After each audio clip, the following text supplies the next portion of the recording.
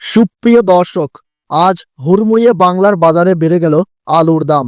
উত্তরবঙ্গ থেকে শুরু করে দক্ষিণবঙ্গের প্রত্যেকটি জেলায় আবহাওয়ার প্রভাবের কারণে আলুর দাম আগুনের গতিতে বাড়তে চলেছে।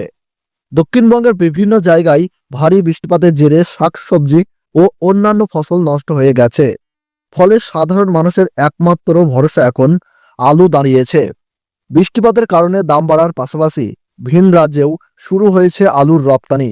বিশেষজ্ঞরা অনুমান করছেন আগামী এক সপ্তাহের মধ্যেই আলুর দাম 1000 টাকা বস্তায় ছুঁতে পারে।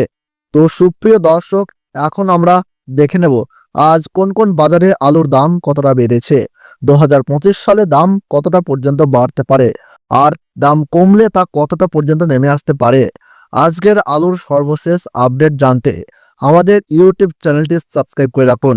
আর আপনি কোন জেলার আলুর বাজার দর জানতে চাচ্ছেন, সেই জেলার নামটি ভিডিওর কমেন্ট বক্সে লিখে জানান। আগস্ট মাসের শুরুতেই চাষিদের মুখে ফুটেছে খুশির হাসি। গত কয়েক মাস ধরে দাম কম থাকায় দুশ্চিন্তায় থাকা কৃষকেরা এখন আলুর দাম বাড়ার ফলে স্বস্তি পেয়েছেন।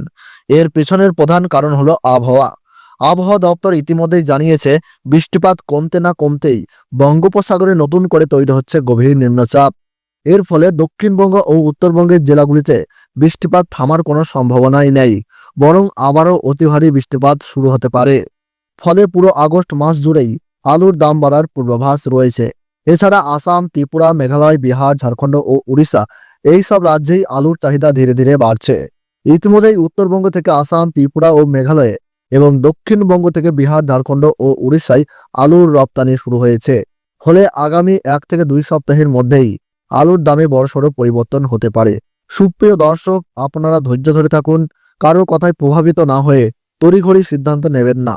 আলু কেনাবেচার সময় নিজের চিন্তাভাবনাকেই প্রাধান্য দিন, না হলে অন্যের কথায় চললে ক্ষতির মুখে পড়তে হবে। এই ছিল আজকের আলুর বাজার দর সম্পর্কিত সর্বশেষ আপডেট। এই ধরনের খবরাখবর পেতে আমাদের এই ইউটিউব চ্যানেলটি সাবস্ক্রাইব করে পাশে থাকুন।